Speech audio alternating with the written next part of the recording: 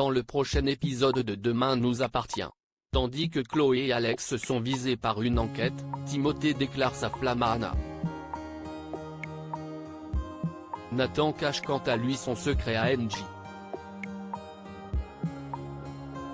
Attention, les paragraphes qui suivent contiennent des spoilers sur l'épisode de Demain nous appartient diffusé demain soir sur TF1. Si vous ne voulez rien savoir, ne lisez pas ce qui suit. Jeudi 27 janvier dans Demain nous appartient. Chloé et Alex sont visés par une enquête et Chloé et Alex sont soulagés de reprendre le cours normal de leur vie depuis que Céleste est rentrée de son séjour à l'hôpital.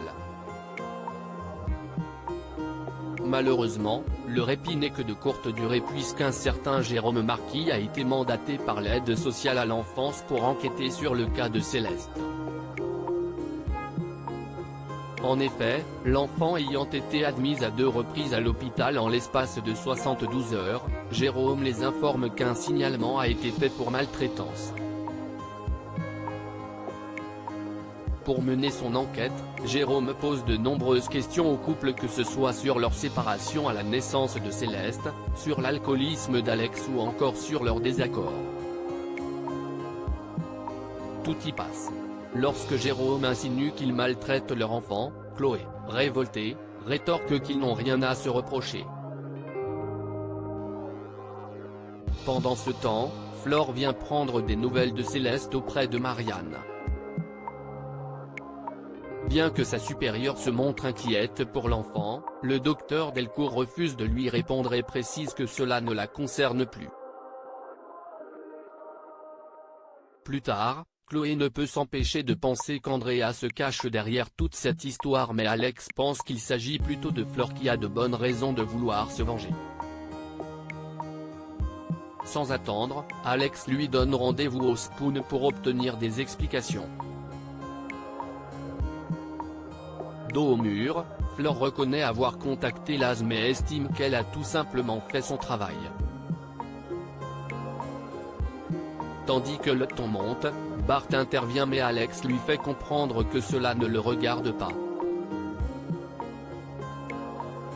Il somme ensuite Flore de recontacter les services sociaux afin de leur dire la vérité. Cependant, elle préfère laisser l'administration faire son travail. Quand Alex lance qu'elle fait cela uniquement pour se venger, Flore répond qu'il n'a que ce qu'il mérite. Après lui avoir dit qu'elle était à gerber, Alex quitte les lieux furibond.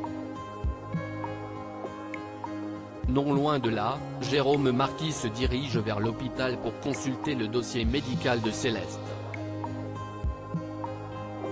En apprenant que sa fille est soupçonnée de maltraitance, Marianne est sous le choc. Avant qu'elle ne puisse dire quoi que ce soit, Cédric débarque avec les résultats de la prise de sang de Céleste qui indiquent qu'elle a été droguée par un puissant anxiolytique. Une information que Jérôme va devoir rapporter au procureur pour qu'une enquête soit ouverte.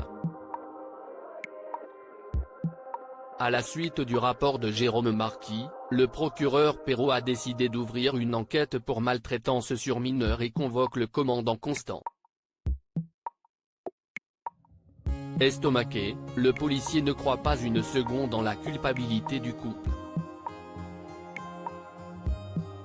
Malheureusement, Martin n'a pas d'autre choix que de prendre ce dossier très au sérieux et de procéder à la perquisition du domicile des Delcourt. Quand la police débarque, Chloé et Alex jurent qu'ils sont innocents mais Nordine retrouve malheureusement une boîte d'anxiolytiques dans leurs affaires. De retour au commissariat, Damien informe Martin qu'ils ont relevé une grande quantité d'anxiolytiques dans les antibiotiques de Céleste. Selon lui, il ne fait aucun doute que les Delcourt droguent leur fille. Timothée déclarait sa flamme à Anna. Timothée est tombé amoureux d'Anna et hésite à lui déclarer sa flamme. Ne connaissant pas l'identité de la femme qui fait battre le cœur de son ami, Gabriel lui conseille de lui dire ce qu'il ressent. Lors de sa séance, le jeune homme se jette à l'eau et déclare ses sentiments. Anna essaie bien de lui expliquer qu'il fait un transfert mais Timothée n'en démord pas. La psychologue déclare alors qu'elle ne peut pas être sa petite amie car elle est sa thérapeute mais aussi parce qu'elle aime Karim. Même si elle l'apprécie beaucoup, ce n'est pas un amour romantique qu'elle éprouve à son égard.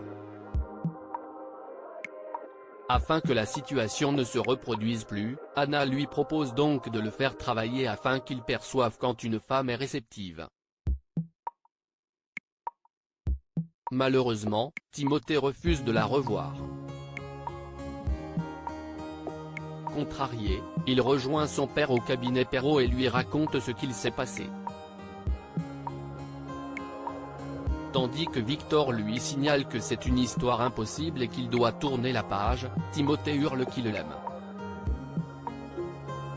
Raphaël, qui a tout entendu, lui raconte que plus jeune, elle était aussi tombée amoureuse de son psychologue mais qu'elle avait finalement compris qu'il s'agissait uniquement d'un fantasme et non d'amour.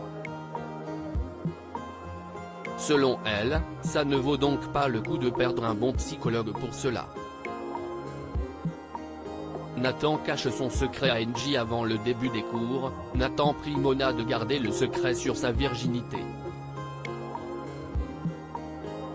Cette dernière accepte mais lui garantit qu'il n'y a aucune honte à avoir. Certaine qu'Angie sera ravie de savoir qu'il souhaite perdre sa virginité avec elle. Mona l'enjoint à en parler honnêtement avec elle. De son côté, Angie se confie à Jack. Comme elle trouve Nathan fuyant depuis quelques jours, l'adolescente se dit qu'elle devrait peut-être le quitter avant qu'il ne le fasse. Mona, qui n'a rien perdu de leur échange, intervient et lui fait comprendre que si Nathan agit de la sorte c'est qu'il a forcément une bonne raison.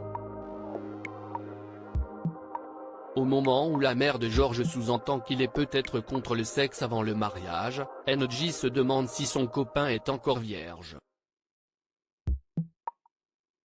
Mona lui conseille alors de lui poser directement la question. Plus tard, Nathan donne rendez-vous à Angie. S'il semble d'abord prêt à lui dire la vérité, il se ravise au dernier moment. Toutefois, l'adolescente profite de le voir pour lui parler de ses soupçons concernant sa virginité. Mais Nathan continue de lui faire croire le contraire avant de l'embrasser.